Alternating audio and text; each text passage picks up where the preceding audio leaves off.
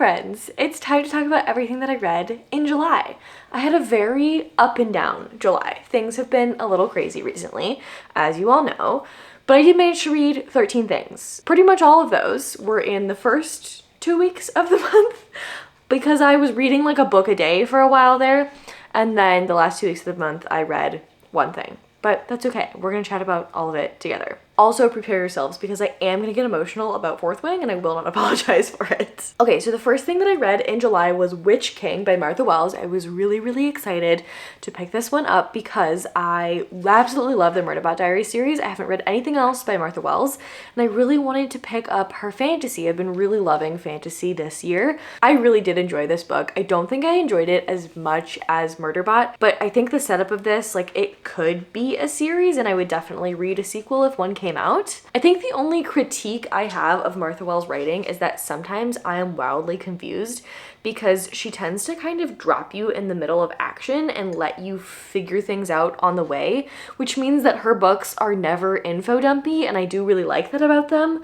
But also, especially for a fantasy where the world is so vast, I kind of felt like I didn't know what was going on for a lot of it, but it still had that cheekiness, that humor that I love so much about the Murderbot Diaries books. In Witch King, our main character is a demon, and you guys know this, we talked about this in my 5-star audit. I do love a book from the perspective of a demon or devil type character, and so I really did have a fantastic time just digging into the lore of this world, and like I said, I would love for there to be more books in this series. There's action, there's political intrigue, and there also is quite a bit of found family, which is another thing that I love about the Murderbot Diaries series. So I would say if you like the Murderbot Diaries series or you prefer fantasy to sci-fi and you've been wanting to try something from Martha Wells, I would highly recommend Witch King. However, if you're not someone who typically reads fantasy, I would say it's a true fantasy. It's a little meaty to get into. There's a lot of things going on. I read this on audiobook, so I'm not sure if there is a glossary, but I definitely could have used a glossary for this book. Sweetheart, I love you so much, but your head is taking up like half of the camera. Do you want to lay down and hang out with me? The second book that I finished in July was Unmasking Autism. This book is incredible. I think everyone should read this book, regardless of whether or not you are neurodivergent yourself or have neurodivergent people in your life. You probably do. I had heard Allie from Allison Pages talking about this book, and she mentioned how easy Devon Price's writing was to get into, how their writing is really accessible, and I 100% agree with that. I think this is like the book to read if you want to read a book about autism. It's talking about different types of neurodiversity, how to go about unmasking. It's also a really nuanced conversation about getting a formal diagnosis as an adult who thinks they might be neurodivergent. And I just really appreciated the candor, the personal anecdotes, the research, like the whole thing is just impeccable. 5 stars. I will continue to reread this throughout my life, 100%. One of my favorite nonfiction books I have read ever. Then I picked up This Is How You Lose the Time War, and I also really loved this. I had an absolutely incredible first week of this month. Like, everything was hitting so hard. This Is How You Lose the Time War is this really interesting book because it's a lot of different genres and it's a really interesting amalgamation of things, just the way that this fits together. I think if you are a science fiction lover and you are a romance lover, this is like your perfect book because we're following these 2 agents, Red and Blue, who are on different sides of this time war, and they're in different threads of time-space continuum trying to do these really big and really small things in order to influence the outcome of the Grand War. And they're also writing each other letters through the things that they do. It is hands down one of the coolest things I have ever read. Just the way that they communicate is so lyrical and emotional and also incredibly confusing because it's science fiction-y and weird, and it just really scratched an itch in my brain, and I had a really lovely time with it. I think most people who pick this up either love it or hate it because 100% I think this book is going to be too pretentious for a lot of people, but I eat that up. I love a pretentious book, so I had a good time. Okay, now we get to talk about Fourth Wing. I fully considered doing an entire video talking about Fourth Wing, but I don't know if I can fit it into the schedule. If you hear what I'm about to say and you want more thoughts, because I'm gonna try to limit my ranting in this video, but if you want a whole video dedicated to Fourth Wing, I will do that for you. Here's my journey with Fourth Wing.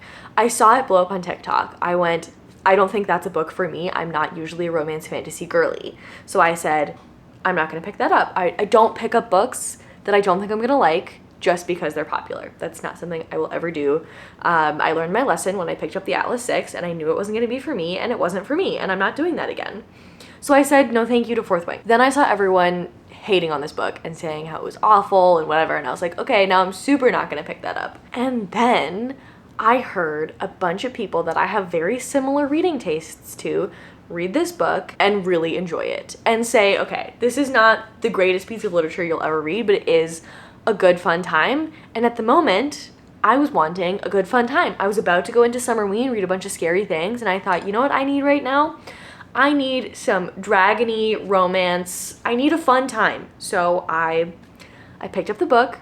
It was available on Scribd. I didn't pay any money for this outside of my regular Scribd subscription. And what do you know? I gave it 5 stars. Here's why I have enough to say to possibly do an entire video on this.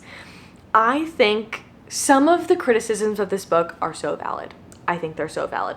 While I was reading this book, went, I really wish that I could have edited this. There were certain lines of dialogue, there were certain ways that scenes were set up, and I was like, I know that this book could have been better, and I wanted to make it better. Like, I couldn't turn my little editing brain off. By no means am I saying that I could write a better book or that I could have edited a better book than her editor could. I'm not saying that at all. 0% of me is saying that. I'm just saying I don't think it's the most well-written thing in the entire universe, and I don't think that anyone thinks that when they read this book. It is an incredibly nostalgic time because it feels like one of those young adult dystopian books, but it is very like new adult, like it's smutty, like it does go there. So it's very much in the new adult category. It's an adult book. I was expecting dragons. I got dragons. I was expecting romance. I got romance. I was expecting dystopian silliness with a love triangle. I got all of that. I got everything that I thought I was gonna get out of this book. It was action-packed. You really have to suspend your disbelief because certain things about the way that the story and the world is set up are like, that doesn't make any sense, but sure, I'm along for the ride. You kind of have to go into it with that kind of a mindset, which I did. There were some things that made me roll my eyes, but this is the reason why I'm giving this book 5 stars. I don't really talk about my health on the internet. I am going to talk about it in this moment because this is the first time I have ever seen myself represented in a book ever, and it made me cry. One of the reasons why I don't talk about health struggles on the internet is because I don't have a formal diagnosis. We being me and my doctor have some idea of what we think is going on. We have some theories, but getting a diagnosis in the United States for something like this is extremely difficult and expensive. And I work for a startup and my health insurance is not that great. So I don't have a formal diagnosis. What I do have is my own lived experience of living in this body for 24 years. Basically what we think is going on is some sort of connective tissue, something or another, like Ehlers-Danlos syndrome. The main character in Fourth Wing has Ehlers-Danlos syndrome. The author of this book has EDS. Her son has EDS. She's writing from a lived experience and it shows. I did not know this going into this book. I thought I was just gonna get a dragony fun time, and I got so much more than that. Just seeing someone who has chronic pain in the way that I have chronic pain was so healing to see. Like, to see someone who has the same struggles that I have still be a badass and ride dragons was one of the coolest experiences I have ever had. I don't know anyone in real life who struggles with this. Like, the most connection I can make is with other girlies on TikTok, and that's not really enough. And obviously a fictional character in a book is not enough either, but it was really, really cool as someone who uses books as escapism to see someone who has the same struggles as I do still being a badass and riding dragons, and also using mobility aids while riding dragons. And also the fact that she lives her life in pain helps her with the mental side of the dragony whatever. And I found the chronic illness representation to be really fucking good. So I read the book. I loved it. I wrote a really sappy review on the Storygraph. If you want to go hear my full thoughts, I wrote this right after I finished the book.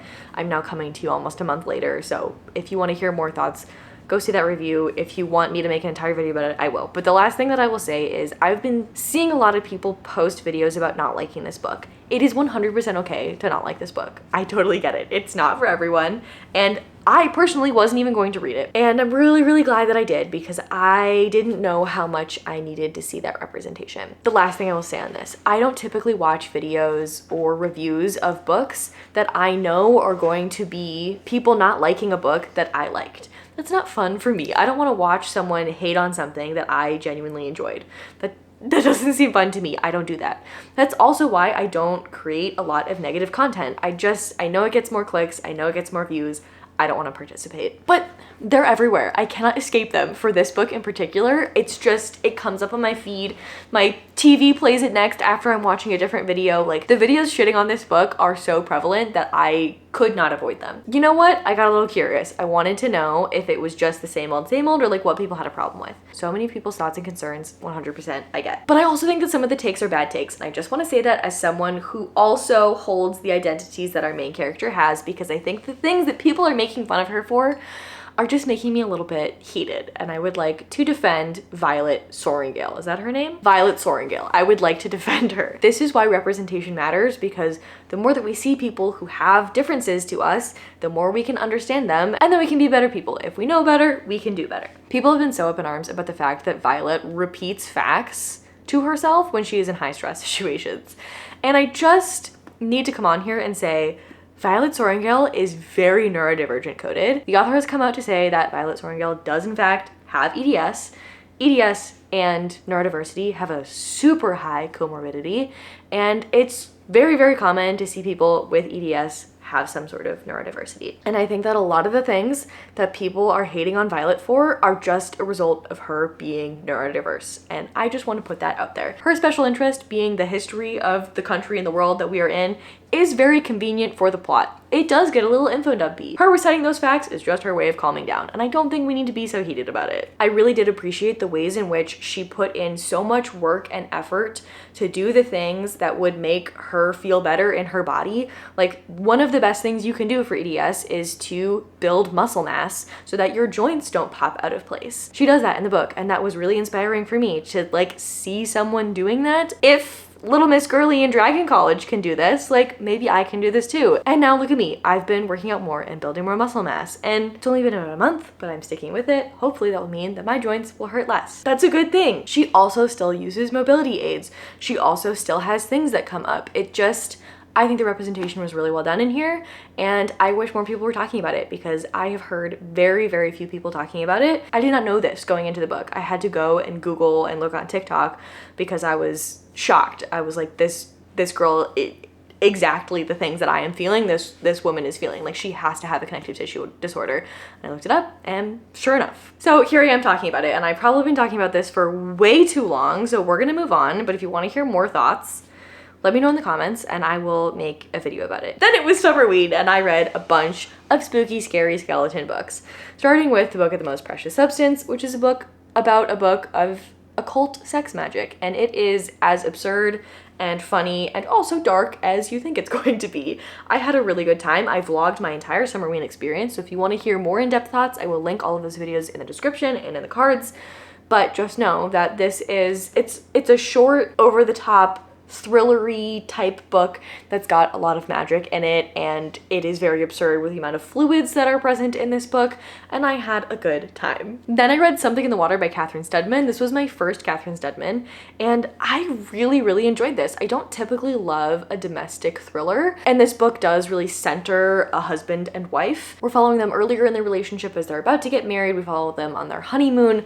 They find something in the water on their honeymoon. I'm not telling you anything else about this book, and that's why I think it's gonna be difficult to recommend this book. I think I told you this, because so many of the things that I loved about the book are spoilers, so I can't tell you why I love the direction that this went in so much, but I really did just have a fantastic time all the way through, and I will be picking up The Family Game soon, hopefully in August, because I did love this author's writing just so much. Then I finally picked up my best friend's Exorcism. I told you guys that if I read one thing during Summerween, I wanted it to be this, and I did complete it. I also watched the movie, which I did enjoy. I think I prefer the book to the movie, but I still had a good time with the movie. We're following these two girls in high school, Abby and Gretchen. I don't typically love a high school story, and it did get a bit much for me in the way that the kids were just being so mean for a while, and it was hard for me to read. I don't typically love stories set in high school, partly for that reason, but I did really enjoy this friendship. I think it captured perfectly the feeling of having one friend that you cling so tightly to when you're young, and I really enjoyed the story. I like the way that Grady Hendrix gets over the top. There is a dog in here. Something does happen to the dog, and I do just want to give you that heads up because I did not have the heads up, and I wish that I would have because it was horrifying. I'm slowly making my way through Grady Hendrix's backlist. I think the next one up, actually I do have it right here. I would love to read How to Sell a Haunted House next. I bought this on release day, full price.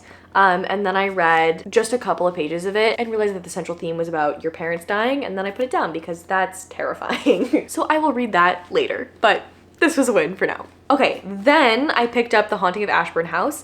This, my friends, is cozy horror.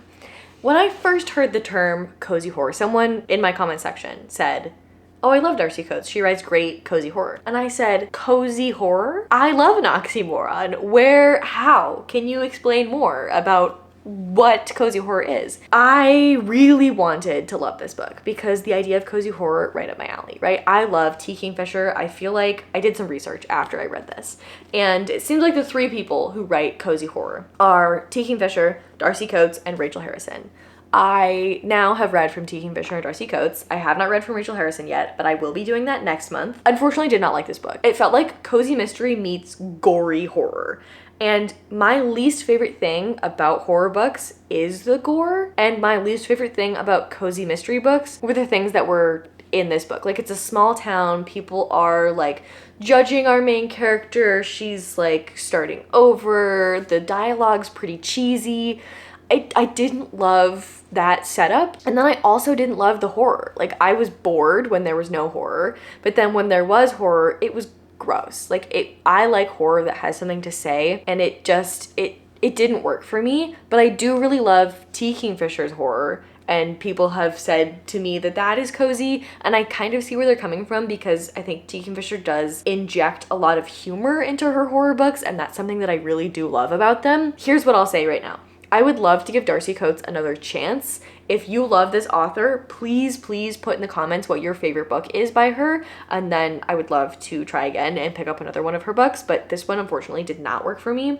The cat in here, MVP of the entire book, loved everything the cat did, loved everything that the cat was involved in, would read more about the cat, just didn't love our main character, didn't love the ghosty horror situation that was going on. I think it had some nice twists, but at the end of the day, I didn't like the horror, I didn't like the coziness, so it just wasn't a super enjoyable story for me, but I'm really hoping that I can love this author down the line. Then I read The Mothkeeper, and this was like the perfect little intermission in between all of my spooky, scary things.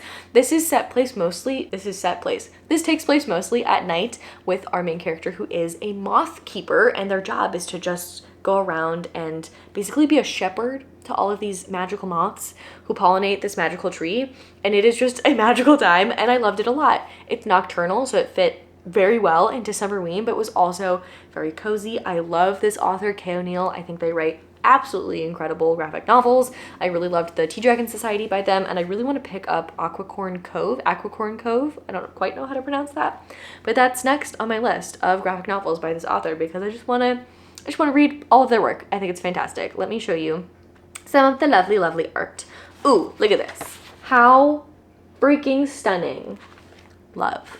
Then I picked up In the House in the Dark of the Woods, and I think I watched Kayla from Books and Lala read this a while ago and picked it up on her recommendation.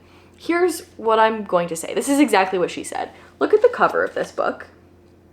The cover is exactly how reading this book is going to make you feel. The cover artist did a fantastic job because it is weird, it is dark, it is weird in a time sort of sense. You're confused pretty much all of the time, and everything comes full circle. And I don't love rating books, but for things like this, I think I have to because I don't really have any words to say. I think I was confused for most of the book, but I'm not sure if I was confused in a good way or in a bad way. I did like the ending of the book, but I'm also not sure that the journey we had to take to get there was really worth it. I'm gonna give this a 3.75. It's just not something that I'm gonna recommend widely or something that I would ever reread, so I don't feel like it can be any higher than that rating. But this was an interesting time, and I'm super sorry that I don't have any more coherent thoughts to say than that, but honestly, this book removed sense from my brain, not in a bad way. Like, that was the intent. It was set up to put you in this weird liminal, you're confused at what reality is experience, and I think it was successful in doing that. Then we had another little cozy intermission with Had Atelier. I picked this up while I was at my friend's wedding in Boone, and I'm really glad that I did because people keep telling me to pick this up. I'm on board 100% with this manga series. I don't read a ton of manga. The only other one that I have read is A Man and His Cat. I've only read the first volume, and I think it's probably time for me to pick up more volumes of manga. I feel like if I read the first one and I stop, then I'm like, okay, this was a nice experience. But there are just so many, and I feel like if I pick up the second one, I have to pick up the entire series, and I'm not sure I want that level of commitment. You let me know if you've read the whole series. Is it worth it?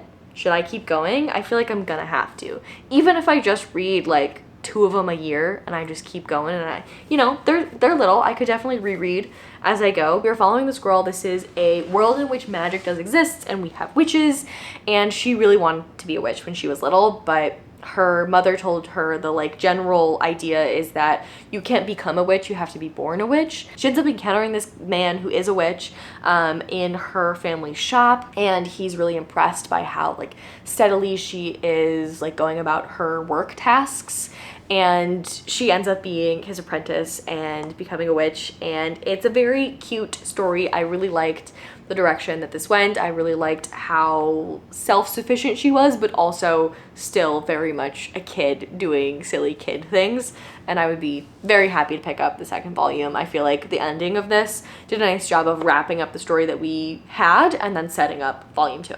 Then I read this thing Between Us. This is exactly what I'm looking for in horror. This is not a new favorite book, but I would absolutely love to hear more cosmic horror recommendations in the comments, because this is the kind of horror that I love the most. I don't know if the execution, if the writing was exactly for me, but the plot and where this went horror-wise definitely was. This is a book that is primarily about grief, and it gets cosmic. We're dealing with like the fabric of reality. Again, there's a dog on the cover of this. Things happen to the dog. I was warned that something would happen to this dog, and I don't think I can properly prepare you for what's gonna happen to the dog, and that's what I'll say about that. We are following this man. His wife dies, and he's going through this process of grieving her. There's something going on like in his apartment. They have this smart speaker called Itza that is doing weird things, delivering them weird things, turning on at weird hours of the day. It's involved in his wife's death in some way. And then it's him dealing with the aftermath of that and going to her funeral and dealing with her relatives and friends and different people grieving her in different ways, and then like trying to escape from this grief and this presence, this horrible cosmic thing that is maybe happening. And I just, really smart book, really well done. I don't think the execution worked as well as I wanted it to, for it to be like a 5-star, but definitely I would say 4-star book for sure. I want more cosmic horror just like this. And then I picked up Silver Nitrate. So I actually got accepted into Libro FM's influencer program, which I was super, super happy about, because I've been accepted to NetGalley for I think about a month now. When I do get a book sent to me, I want to prioritize that. I want to read that as quickly as possible. But when it is a physical copy, like an ebook copy, it's a lot harder because the majority of my reading does happen on audiobook. So that can be a little bit tricky to do. So I was so happy to be accepted into this program because I will read anything on audiobook. So that was really exciting. So I did actually get to start reading this book a couple of days early. I believe it came out on July 18th. So thank you to Libro FM for accepting me into that program. I'm very excited to continue reading their advanced listener copies in the future. But I did read Silver Nitrate by Silvia Moreno Garcia. This is my first Silvia Moreno Garcia. I DNF'd Mexican Gothic, I think last year, solely because I didn't love the way that the accent was being done in the audiobook. I have a thing with accents. I can't listen to a bad accent on audio. So I stopped reading that audiobook and then just never got around to picking it up physically. But the audiobook for Silver Nitrate, is exceptional. I really loved the way that this book went. I do have a vlog coming out next week, which will explain all of my thoughts on Silver Nitrate, so I'm not going to give you too much right now, but it does give similar vibes to this, and the way that we were talking about occult things and wizards and sorcerers and spells, and there's this cursed film, and there's this film director guy, and our main character is a sound engineer, and basically what they're doing is finishing this old film because the film was supposed to be a spell and now it's maybe a curse, and there's spooky things going on. Again, not a 5-star book, but I do really want to pick up Mexican Gothic and other work from this author in the future. And that, my friends, is everything that I read in July. I read 13 books in July, despite having 2 weeks where I read 1 book. So I feel very, very good about that. Thankfully, the beginning of the month was very kind to me, to make up for the fact that I did not do a lot of reading in the second half of the month. I am so unbelievably excited for all of my reading plans in August. I'm going on vacation in August for 2 weeks, so there's going to be so much time to sit and read.